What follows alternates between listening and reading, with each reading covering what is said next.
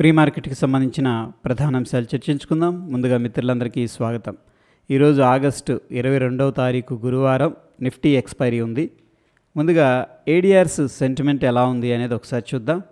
HDFC bank పాజిటివ్గా ఉంది, ICICI bank పాజిటివ్గా ఉంది, ఇన్ఫోసిస్, డాక్టర్ రెడ్డీస్ అండ్ విప్రో అన్నీ కూడా గ్రీన్లో క్లోజ్ అయినాయి.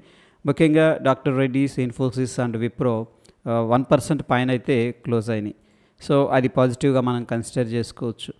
ఇక ఇండియన్ ఇండిసెస్ ఎలా క్లోజ్ అయినాయి అనేది మనం ఒకసారి చూస్తే రియాలిటీ సెక్టర్ అండర్ ప్రెషర్లో ఉంది. దాని తర్వాత అక్కడి నుంచి కూడా ఐటీ దాకా కొద్దిగా ప్రాఫిట్ బుకింగ్ జరిగిందని చెప్పేసి చెప్పుకోవచ్చు. ముఖ్యంగా ఎఫ్ఎంసీజీ, మీడియా, ఫార్మాలో స్ట్రాంగ్ బౌన్స్ అయితే కనిపించింది.